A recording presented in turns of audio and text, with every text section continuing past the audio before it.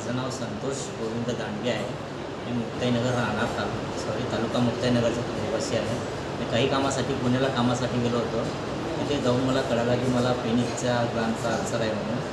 तर तिथून मग गावाकडे यायचा प्रयत्न केला मी. आणि इथे येऊन मला मग इकडे तिकडे फिरून गायत्री मंत्री इथे शिबिर असतानाचा तिथे मला तपास लागला. तिथे गेल्यानंतर मला बऱ्याचपैकी चांगल्या प्रकारे मार्गदर्शन लाभलं. तिथे मला चांडक हॉस्पिटलांचं अनिल सरांचं नाव माहिती पडलं हॉस्पिटलसाठी.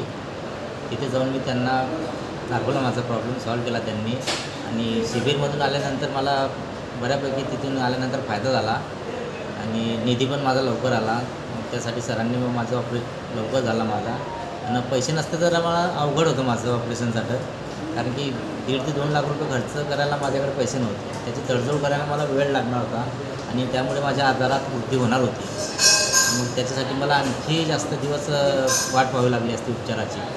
त्यामुळे मला गायत्री शिबिरांचा आणि चांडक हॉस्पिटलचा बऱ्यापैकी फायदा झालेला आहे. बरं, आपण पुण्याला होते तेव्हा आपलं ऑपरेशन जे झालं त्याच्यात आपल्याला काही प्रॉब्लेम झाले होते, तुम्ही जे सांगत होते ते काय प्रॉब्लेम झाले होते पुण्याच्या ऑपरेशन? मला तिथे सर्कमसिजनची सर्जरी झाली होती माझी. अच्छा. पेनिसच्या समोरच्या ग्लांची. तिथे जखम झाली मला, तर बऱ्याच दिवस ती जखम ठीक नाही झाली. त्याच्यानंतर मी बऱ्याच ठिकाणी उपचार घेतले, पण मला काय समाधान होत नव्हतं उपचाराचं माझ्या. नंतर मी बायोस्पीचा केला. बायोस्पी मला कॅन्सर म्हणून कर्करोग म्हणून आढळला. त्याच्यानंतर मी गावाला आलो. मग मला हे सर्व मुख्यमंत्री सहायता निधी मला शिबिरातून पहिला माहिती पडली. नंतर त्यांनी हॉस्पिटलला जायला सांगितलं मला. इथल्या लोकांनी मला ते अपलोड वगैरे करून दिलं आणि मला मी सांगितलं की माझ्याकडे पैसे नाहीत बा. त्यांनी सांगितलं की तुम्ही निधी मिळवून करू शकता.